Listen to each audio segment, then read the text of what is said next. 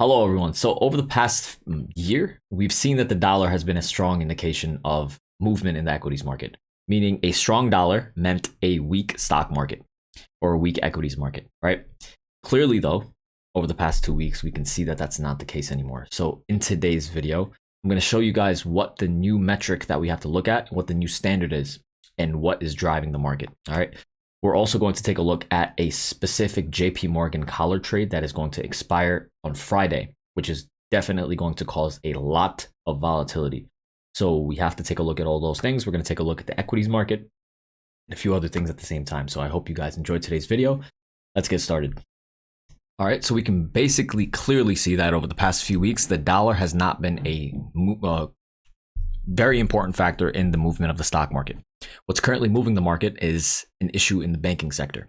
So before, a strong dollar would mean a weak stock market. Currently, that's not the case. We can clearly see that, okay, clearly the dollar is very, very weak, but the stock market is also weak. So before, when that was the case, if the dollar was falling, the stock market would be rising very high. What is the reason why the market is moving at the moment is that the credit spreads are widening. So what that means is that basically credit spreads, it's an indication of reduced investor sentiment and weaker economic prospects in the near to medium term. So let's just take a look at an article here from the street. You might be thinking, I don't invest in bonds. Why should I care about bond credit spread? One reason is that the bond credit spreads can be a leading indicator of the overall economic environment. Bond credit spreads also is a high-level risk analysis of the borrower, so investors can use the bond credit spread as one marker of the issuer's or industry's credit worthiness.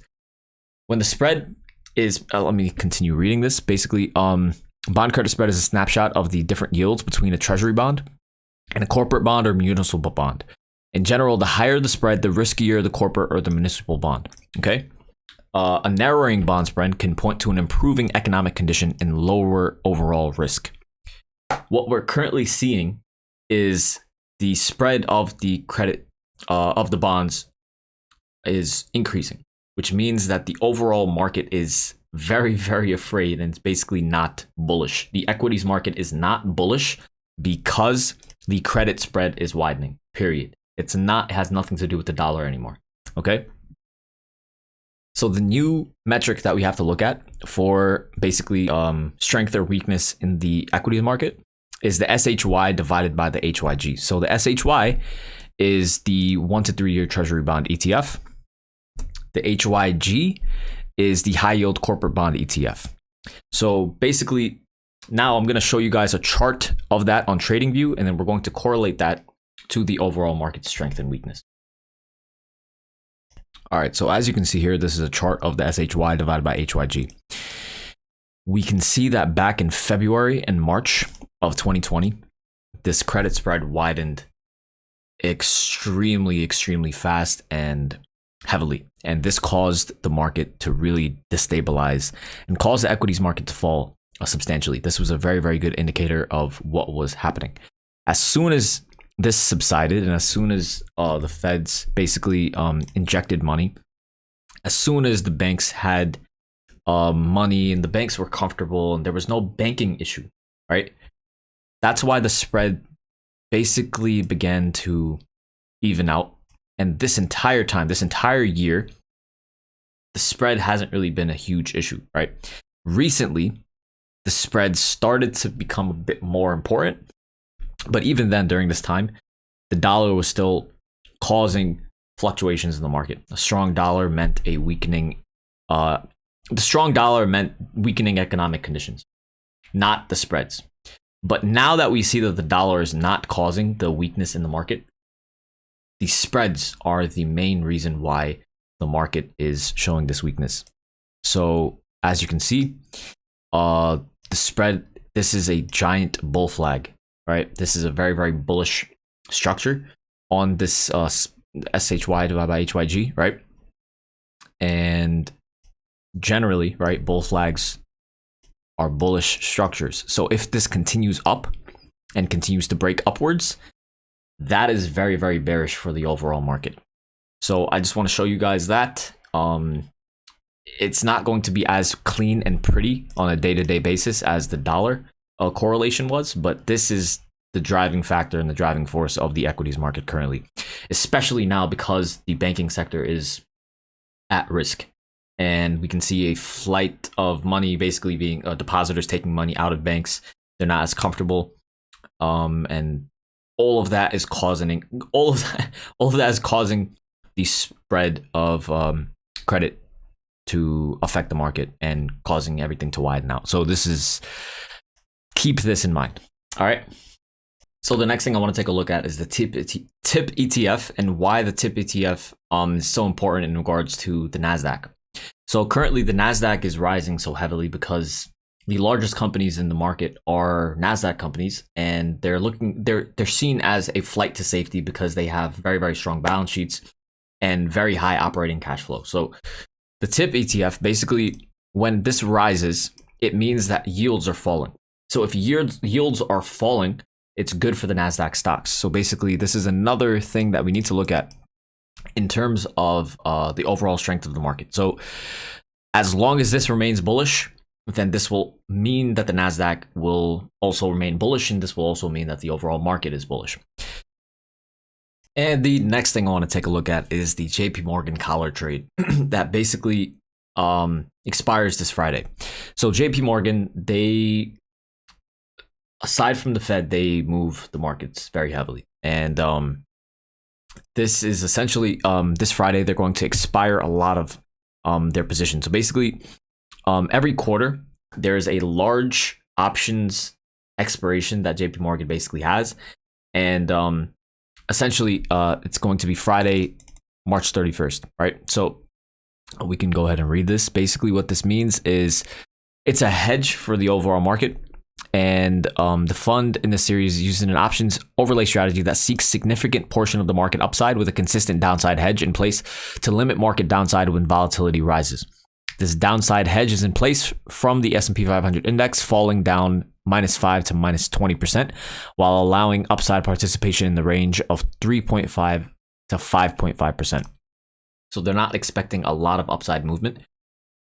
Every hedged period, the options overlay hedge is reset to protect against market downside and re-participate in market upside. So this happens every single month. And the biggest resets are basically at the end of the quarter. So this Friday, they basically sold on the SPX, they sold the 4065 calls. They bought the 3630 puts, and then they sold the 3060 puts, which generally means that this is going to be the top of the range for the market. The 4065 is most likely going to be the top of the range by Friday, just purely based off of this options trade.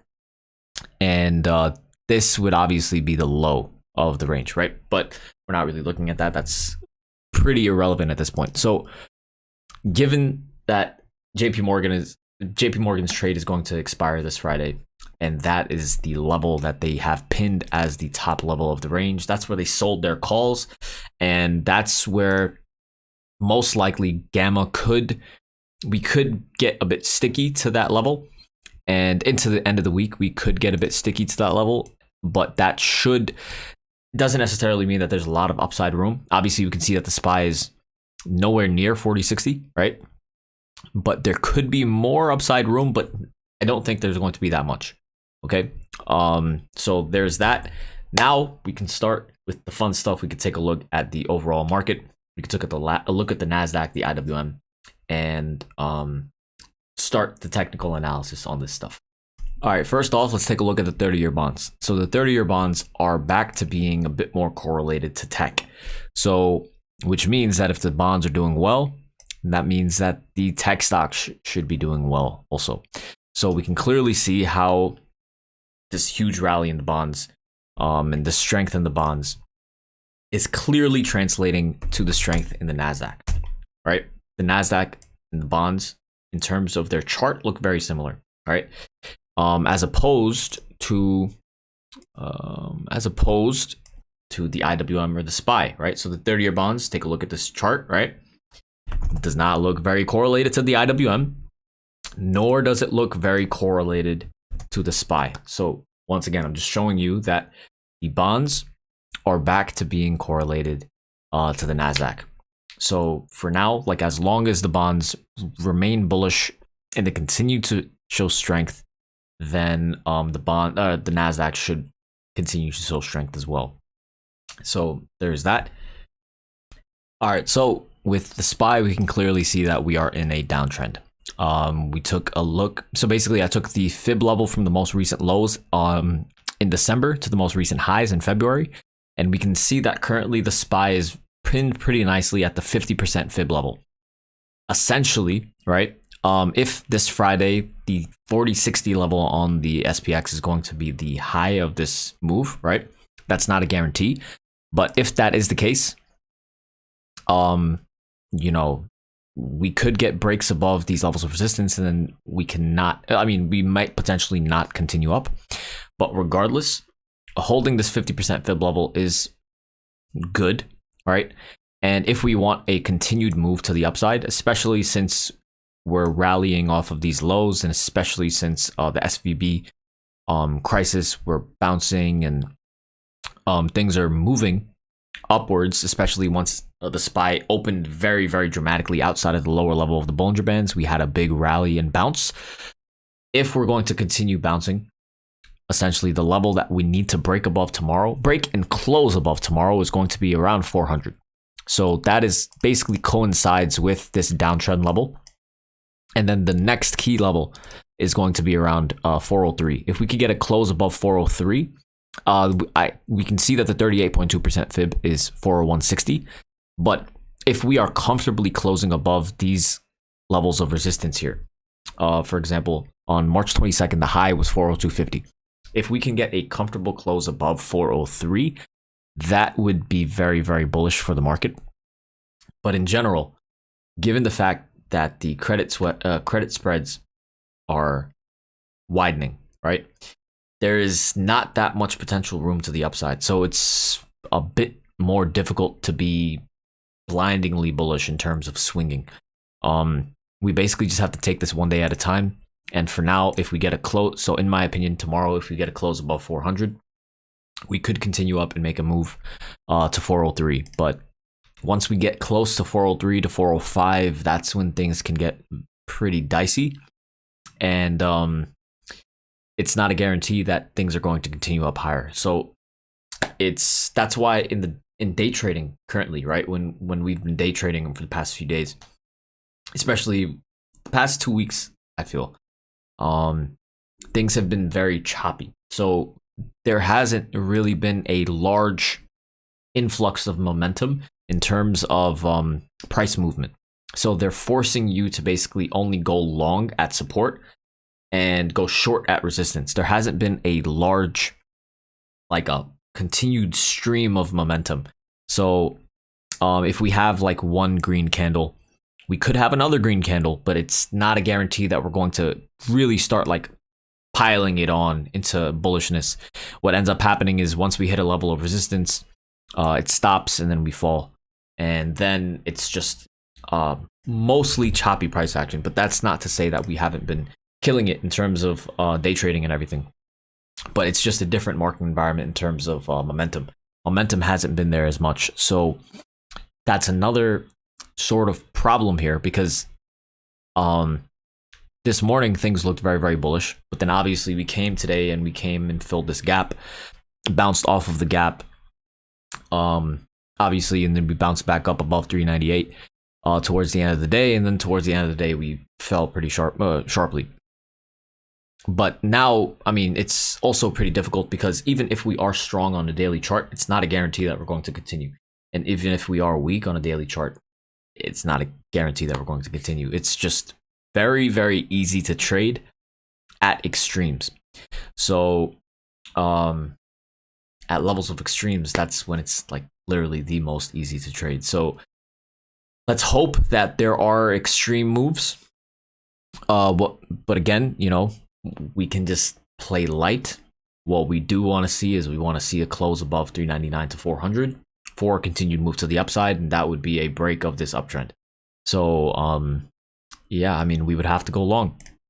When taking a look at the IWM, clearly the IWM is not really doing that well.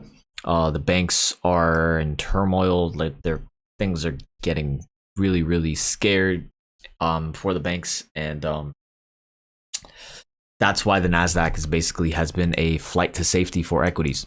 All of the NASDAQ's stocks are the strongest stocks. They have the strongest balance sheets. They have the most cash.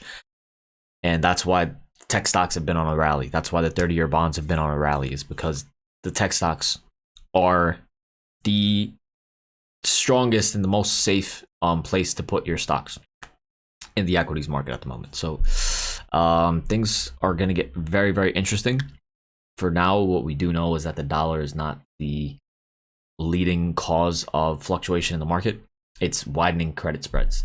So we took a look at the SHY and HYG chart. Once again, we can see that a widening credit spread was a good indicator of what was to come with the March 2020 COVID crash. Currently, we can see that this is in a bullish structure. So because this is in a bullish structure, if it continues rising, then that would mean volatility for the overall market. And if volatility is going to continue for the overall market, the market is going to fall. So aside from that, the only other things that we need to take a look at are the macroeconomic news for this week. Tomorrow morning, we have important news coming out at 10 a.m. We have the CB Consumer Confidence and the Richmond Manufacturing Index happening at 10 a.m., which means that if we're holding on, we cannot be holding on to positions through that news coming out. So day trades or any sort of positions, you should not be holding anything during that time in terms of options, because the moves can be very, very dramatic, and you don't want to be caught holding something. You don't want to be caught holding calls or longs with like a big red candle ending up based off of the news. And then the other main important news is going to come out on Thursday. We have the final GDP numbers and unemployment claims, and at 8:30 a.m. prior to the market opening. So that is going to cause a lot of dramatic move in the market. And Treasury Secretary Yellen also speaks at the end of the market close around 3:45 p.m. And then once again, Friday morning, we have news coming out prior to the market opening at 8:30 a.m. We have core PCE price. And then at 10 a.m., at 9:45 a.m., we have Chicago PMI. And then 10 a.m., we have consumer sentiment. So once again, we cannot be holding on to anything during these morning times. So 9:45 a.m. on Friday and then 10 a.m. on Friday, we cannot be holding on to anything. And that is also the day that JP Morgan's collar trade should expire as well. But this month's collar was rolled over. So let's see what ends up happening with that trade. Aside from that, I will be back. I'll be posting every day. I hope you guys enjoyed today's video. Make sure to like, comment, subscribe, do all that good stuff. And I will see you guys tomorrow morning. Make sure you guys tune into the stream. I day trade every day. You guys can take a look at the live streams. And yeah, we day trade options. I hope you guys enjoyed. And thank you guys for all your love and support. Have a good one. Take care.